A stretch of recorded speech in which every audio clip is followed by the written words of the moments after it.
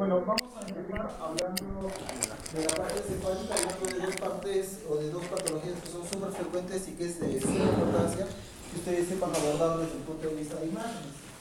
Y la primera es el trauma craneoencefálico. La siguiente, por favor, ¿alguien me puede ayudar ahí? ¿Puedes pasarla? Bueno, como nosotros sabemos, el trauma craneoencefálico, y de hecho en nuestra sociedad más es un problema de salud pública y además es un problema socioeconómico, ¿no? Como nosotros vemos constantemente en nuestro medio, el trauma craneoencefálico es la principal causa de muerte en individuos jóvenes, ¿no? Y no solamente de muerte, sino que encima de discapacidad. Entonces es sumamente importante ver cómo abordamos desde el punto de vista de los imágenes, ¿no? Se calcula que es más frecuente en los hombres que en las mujeres y que los accidentes más frecuentes van a ser los accidentes automovilísticos en los individuos jóvenes y las caídas en los individuos mayores. La siguiente, por favor. Esto es para que vean más o menos, y esto está totalmente en relación con lo que pasa en nuestro país y en nuestro medio. La principal causa de accidente de TEC son los accidentes en vehículos motorizados, seguido por las caídas, ¿no? Esto generalmente en individuos jóvenes y esto generalmente en individuos de mayor edad, ¿no? Los deportes y otro tipo de injurias se ven más en otras latitudes, ¿no? Por ejemplo, en los Estados Unidos, donde juegan fútbol americano, ¿no? O los sitios donde juegan rugby, que son deportes de mucho contacto, donde se ha demostrado que existe un tipo de TEC, pero no es un TEC agudo, sino es un TEC crónico, ¿no? Es una lesión, una injuria encefálica secundaria a trauma, pero que se da en forma crónica. Es una causa muy importante de demencia en ellos. La siguiente. Muy bien, recordemos esto. El TEC es la primera causa de muerte entre los 15 y los 40 años. ¿Sí? Y miren, justamente, ¿qué ocurre entre los 15 y los 40 años? Es que el individuo está económicamente activo, ¿no? Por eso es sumamente importante, flacos, dar un tratamiento oportuno y adecuado. ¿Y quién va a ser quien va a guiar al tratamiento oportuno y adecuado? Definitivamente va a ser el diagnóstico por imágenes. La siguiente. Todo esto es lo que nosotros podemos hacer con un paciente que está afecto de un trauma craneoencefálico. La radiografía de cráneo, la tomografía computada, la resonancia magnética y en pacientes que ya han pasado la fase aguda, técnicas funcionales, que son generalmente hechas por resonancia. ¿Se puede hacer tomografía por perfusión? Sí, pero es más adecuado hacerlo por resonancia magnética. Y también hacemos técnicas de espectroscopía. Básicamente las técnicas funcionales nos van a servir para detectar ¿qué? Lesiones axonales difusas. Entonces, miren, toda esta es la forma en la cual yo puedo abordar un TEC, desde una radiografía hasta algo más complejo como una resonancia funcional. Pero recordemos, ¿no?, que la función de la radiografía de cráneo en realidad es bastante mala. La siguiente. Y de eso vamos a hablar ahorita. Ustedes han visto habitualmente qué es lo que sucede, llega el paciente afectado de un TEC y ¿qué le pide? Le pide su radiografía de cráneo, ¿no? Ahora lo que nos vamos a preguntar en este momento es ¿por qué no hacerla? ¿Por qué no sirve? ¿Por qué no es útil? Lo más importante es esto. El hallazgo positivo de fractura confirma el diagnóstico de traumatismo, pero no modifica la conducta terapéutica. ¿Por qué, flacos?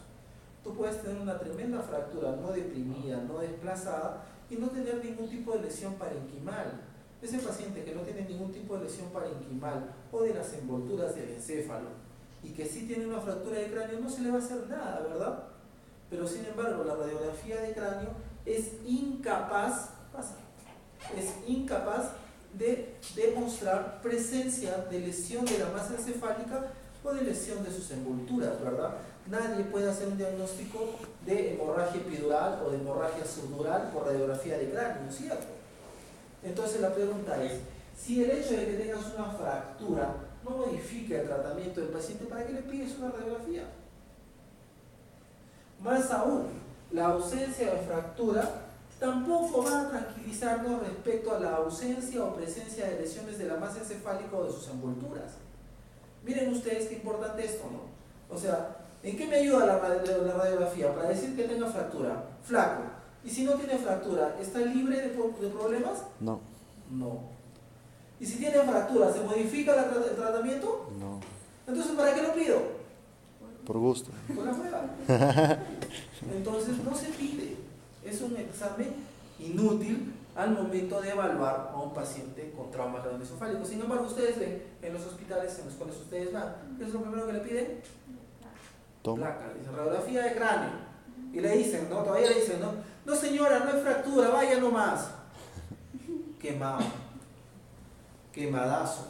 La radiografía, sensibilidad, especificidad 0% para hemorragia subdural, 0% para hemorragia epidural, 0% para contusiones córtico-subcorticales, recontra 0% para lesiones axonales difusas. No la pidan, pierden tiempo. ¿Sí? La siguiente. Muy bien. Antes de avanzar con las técnicas que sí nos sirven, que son tomografía y resonancia, hagamos una clasificación clínica del TEC. Y cuando nosotros clasificamos clínicamente el TEC, ¿qué utilizamos? La escala de Comas-Glasgow, ¿no? Que nos va a decir qué cosa, qué tan afectada está el nivel de conciencia del paciente, ¿verdad? Que puede estar desde alerta hasta en coma. A mí me llama mucho la atención cuando llegan los internos a la clínica y tú le dices, no, ¿y por qué le estás pidiendo la tomografía? Y ella te dice, porque tiene trastorno de sensorio. ¿Qué es eso? Cuando a mí me dicen sensorio, yo entiendo que son los sentidos, ¿no? El tacto, el gusto, ¿no? Yo le pregunto, flaco, ¿qué tiene disgeusia? ¿No ve bien? No, es que está en coma. Flaco, eso es un trastorno de conciencia. El nivel de conciencia se mide con la escala de Comas-Glasgow, ¿no? ¿Qué es lo que mide la escala de Comas-Glasgow? Mide la apertura ocular. ¿Qué otra cosa mide? La respuesta verbal. ¿Qué otra cosa mide? Respuesta motora. La respuesta motora, ¿no? Y es una forma sumamente fácil y sumamente rápida de decir si es que mi TEC es un TEC leve, de 13 a 15 de Glasgow, un TEC moderado, de 9 a 12 de Glasgow, o un TEC severo con un Glasgow menor de 8. ¿Sí? Ahora, esto hay que valorarlo en el tiempo. ¿Por qué? Porque recuérdense ustedes que el traumatismo craneoencefálico es una lesión evolutiva, es una lesión dinámica. ¿Cuántas veces han visto que dicen, pero si el flaco llegó caminando, ¿no? Oye, un hematoma epidural se forma en tiempo, un hematoma subdural se forma en tiempo, tú te tequeaste, no te hiciste nada, te tomaron tu placa y te dijeron, como anda nomás no tienes nada.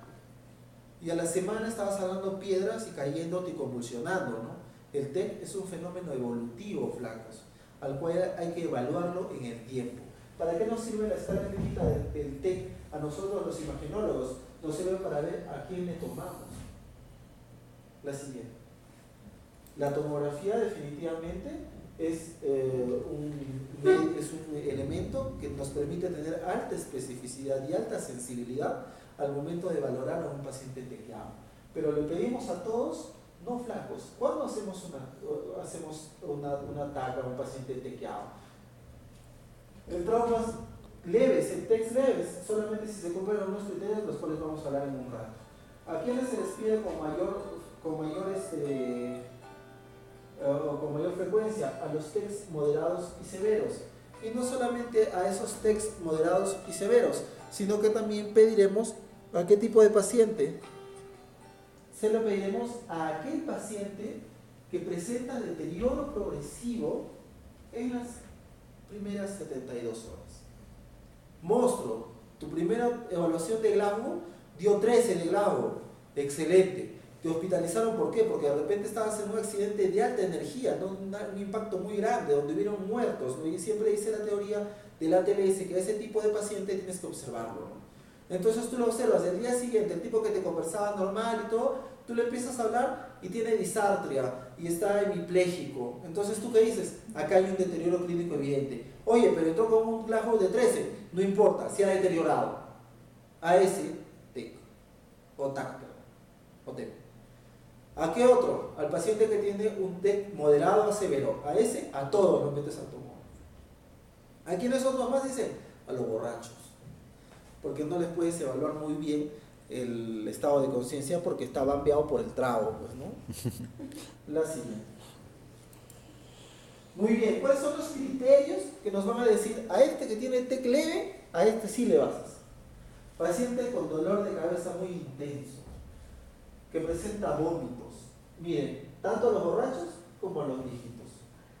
¿A quiénes más? A los que presentan déficit de memoria. Oye, ¿qué pasó, loco? No me acuerdo. Lo último que me acuerdo era que estaba saliendo de la Jora y de pronto vino un carro y no me acuerdo nada, ahorita me acabo de despertar. Pero a ver, ¿cuántos dedos? 5. ¿Cómo te llamas? ¿Cómo te llamas?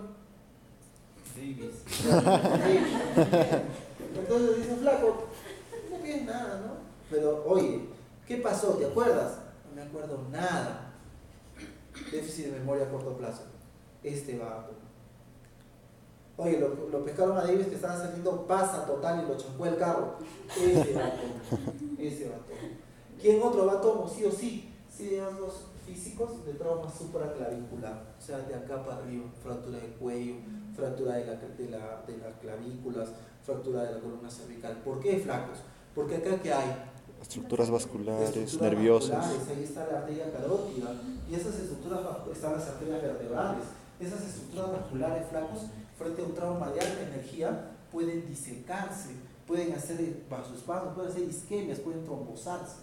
Entonces, en esos pacientes también le hago el TEC, ¿sí? ¿Por qué? Obviamente en aquel que convulsione, porque todos estos factores son factores de riesgo de lesión cerebral, ¿sí? ¿A quiénes le hacemos tomografía? TEC moderado a severo. Y todos los TEC leves que presenten estos factores de riesgo de lesión cerebral. ¿Y a quiénes más? A aquellos que en las primeras 72 horas de haber sido accidentados, presentan deterioro clínico evidente. ¿Sí? ¿Le pedimos placa? No. No le pidas nada si quieres. Si es que es un TEC leve, ese señor su trauma craneoencefálico es leve, su riesgo de hacer lesión es mínima, vaya usted nomás. Venga, sí. Tienes un TEC moderado severo, no pierdas tiempo en pedirle placa. De frente, tomografía. ¿Sí? La siguiente. Ahora, ¿cómo vemos nosotros los imagenólogos a las lesiones traumáticas? Ya no las vemos con Glasgow. El Glasgow nos sirvió para ver a quién le hacíamos la tomografía o a quién le hacemos una resonancia. Nosotros vemos lesiones primarias o injurias primarias y lesiones secundarias o injurias secundarias. A esto se le llama injuria traumática secundaria. Miren, flacos, ¿cuáles son las lesiones primarias? Son aquellas que se producen en el momento del impacto, ¿sí? Su nivel de extensión va a depender de la fuerza del impacto, ¿sí? Y las lesiones secundarias son las que se producen luego del traumatismo como consecuencia, la mayoría de veces, de fallos en la terapéutica. Por ejemplo, lesión primaria, fractura de cráneo. Lesión primaria, dos formas. Extracerebrales, también le llamamos extraaxiales, e intracerebrales, que también les llamamos intraaxiales. Las extraaxiales, ¿cuáles son? Los hematomas epidurales, los hematomas subdurales, lesión de las envolturas, ¿no? Los higromas, que es escape de líquido cefalorraquídeo, y la hemorragia subaracnoidea. Todas esas son lesiones extraaxiales secundarias al trauma, ¿sí? Y las lesiones intraaxiales son dos: las contusiones hemorrágicas córtico-subcorticales y el daño axonal difuso. De las dos, la más brava es el daño axonal difuso, ¿sí? Volvemos. Lesión primaria en el momento del impacto. Lesión secundaria, la mayoría de veces falla de tu tratamiento. Lesión primaria del hueso, las fracturas, las extraaxiales, hemorragia epidural, hemorragia subdural, hidromas, hemorragias subaracnoideas.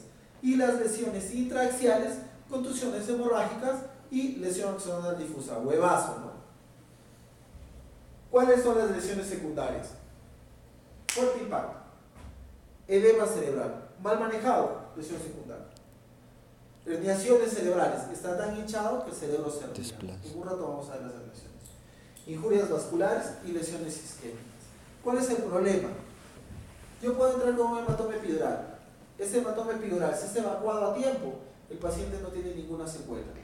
Yo me demoro en evacuarlo. Lesión secundaria, herniación cerebral. Después de la herniación cerebral, lesión isquémica. Este cerebro, ¿qué le pasa? Muere. ¿Queda con secuela o no? Sí. ¿Fue error de quién? Del tratamiento. Del tratamiento. Lo ponemos desde el error de la radiografía, ¿ya? Estás saliendo de acá de la clase. Te resbalas, un golpe en la cabeza, inmediatamente te levantas. no te recuerdas mucho qué es lo que ha pasado y te vas a tu casa. Presentas cefalea intensa después de un trauma de consideración, te has caído de tu propia altura y entonces dices, no, me voy al hospital, me siento mal.